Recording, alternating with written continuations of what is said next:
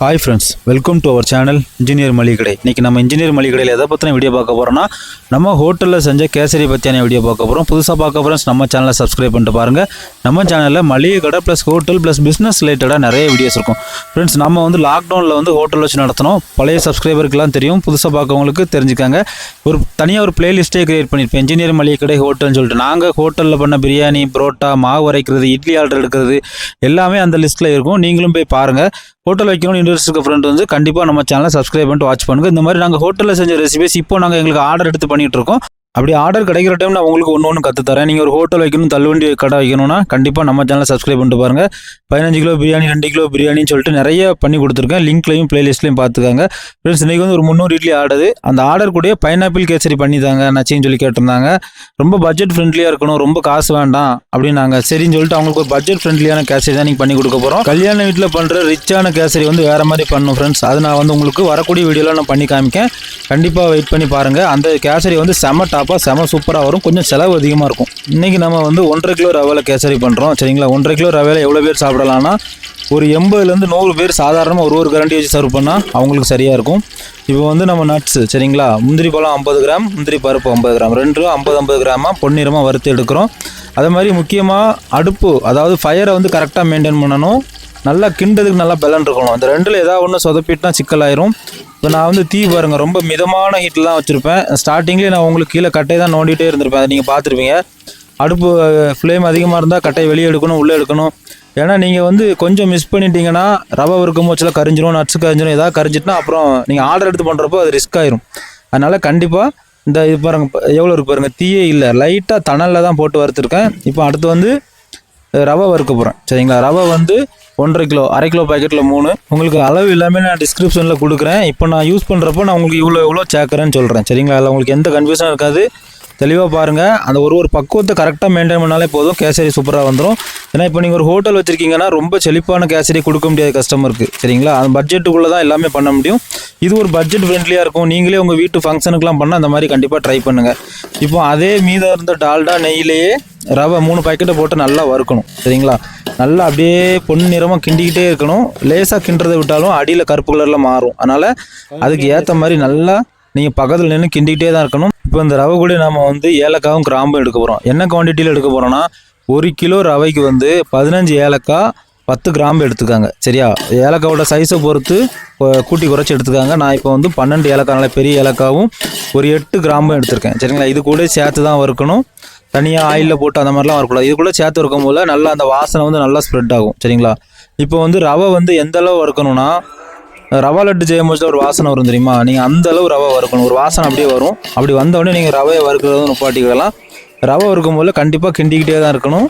கிண்டுறதை விடக்கூடாது. கிண்டுறதை விட்டால் ரவை தீஞ்சிரும். சரிங்களா, இப்போ நம்ம ரவையை வேறு பாத்திரத்தில் மாற்ற போகிறோம். வேறு பாத்திரத்தில் ரவையை மாற்றியாச்சு. சரிங்களா, நல்லா கோல்டன் ப்ரௌனாக வறுத்த ரவையை வேறு பாத்திரத்தில் மாற்றியாச்சு. இப்போ நம்ம அதே ரவை வறுத்த பாத்திரத்தில் இப்படி வச்சாச்சு. சரிங்களா, இதுக்கு நம்ம தண்ணி எவ்வளோ எடுத்துருக்கோன்னா, 1:3 ரேஷியோ, 1.5 கிலோ ரவை 4 லிட்டர் தண்ணி எடுத்திருக்கேன். சரிங்களா, தண்ணியை அளந்தால் தான் எடுத்திருக்கேன். இதை நம்ம அப்படியே ஊற்றி இப்போ நம்ம இதை பாயில் பண்ணிடலாம். இப்போ இந்த பாயில் பண்ணுற டைம் நீங்கள் அடுப்பில் தீ ஏற்றிக்கிடலாம். கேஸில் செஞ்சாலும் சரி, விறகடுப்பில் செஞ்சாலும் சரி.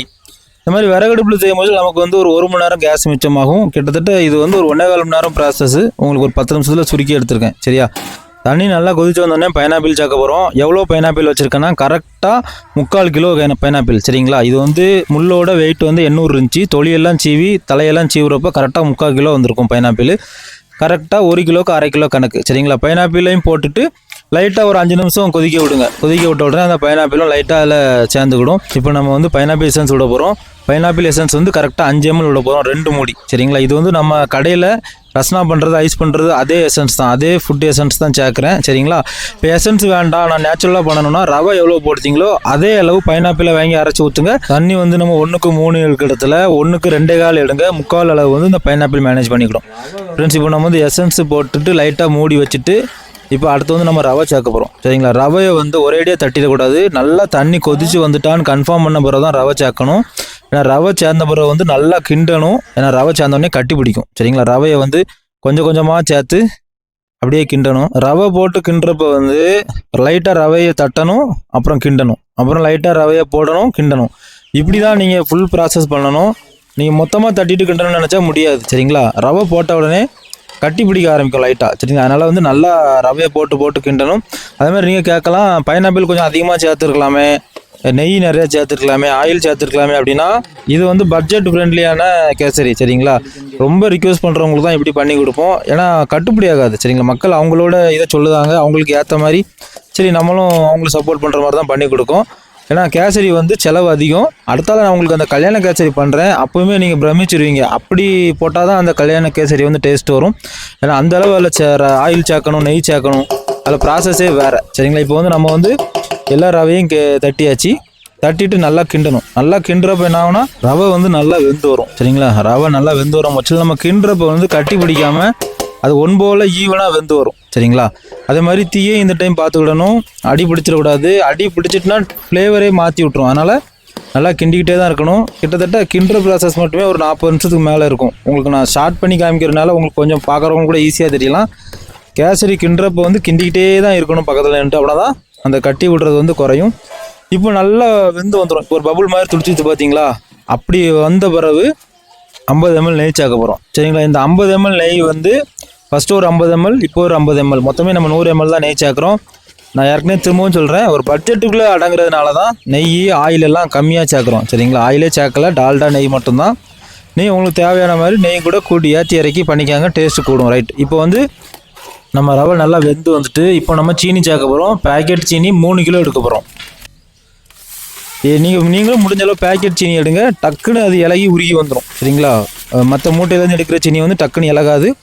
இப்போ நான் வந்து பேக்கெட் சீனி தான், உங்களுக்கு என்ன பேக்கெட் கிடைக்கோ அதை எடுத்துக்காங்க. 3 கிலோ பேக்கெட் சீனியை வந்து உள்ளே தட்டிட்டோம் சரிங்களா. பேக்கெட் சீனி தட்டி முடிச்சதுலேருந்து அடுத்தால வந்து கிண்டுறது தான் வேலை சரிங்களா. நல்லா கிண்டிக்கிட்டே இருக்கும் போச்சில் அந்த சீனி வந்து அந்த ஹீட்டில் அப்படியே உருகும் சரிங்களா. உருகின உடனே கொஞ்சம் இலக்கம் கொடுக்கும் சரிங்க. இலக்கம் கொடுக்கும் போச்சில் நீங்கள் பயந்துட வேண்டாம், தண்ணி அதிகமாகிட்டோ கட்டி ஆகிட்டோ கேசரி வந்து தண்ணியாக போயிடும்னு நினைக்க வேண்டாம். நல்லா நீங்கள் கிண்ட நல்லா தண்ணியாகும், இலக்கம் கொடுக்கும், அதுக்கப்புறம் தான் டைட் ஆகும்.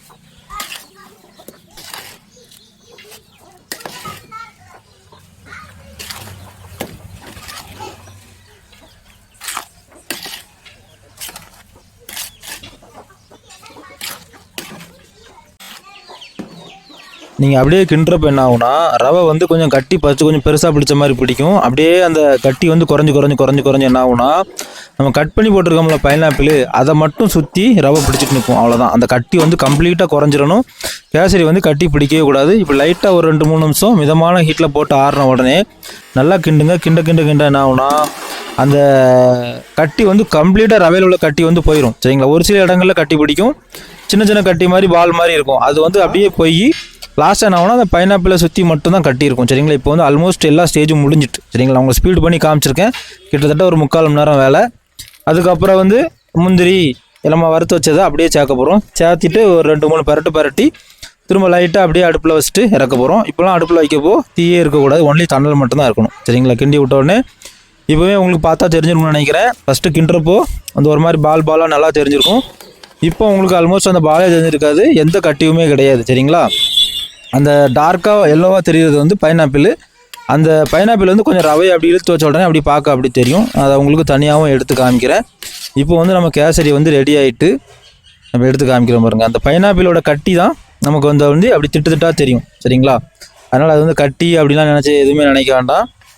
இந்த பாத்திரத்துலையும் எடுத்து இதையும் எடுத்து காமிக்கிறேன் சரிங்களா. இந்த கட்டியாக தெரியுதா பைனாப்பிள் ஒன்று, அடுத்தால கட்டியாக அடுத்த பக்கம் தெரியுறதும் பைனாப்பிள் தான். நான் எடுத்து காமிக்க பாருங்கள் பார்த்தீங்களா. பைனாப்பிள் அந்த ஓரத்தில் இருக்குது, அதுவும் பைனாப்பிள் தான். அது மாதிரி கன்ஃபார்ம் பண்ணுறது இது தான் சரிங்களா. கட்டி வந்து பைனாப்பிளாக மட்டும் இருக்குதா கட்டியாக இருக்கான்னு பார்த்துக்காங்க.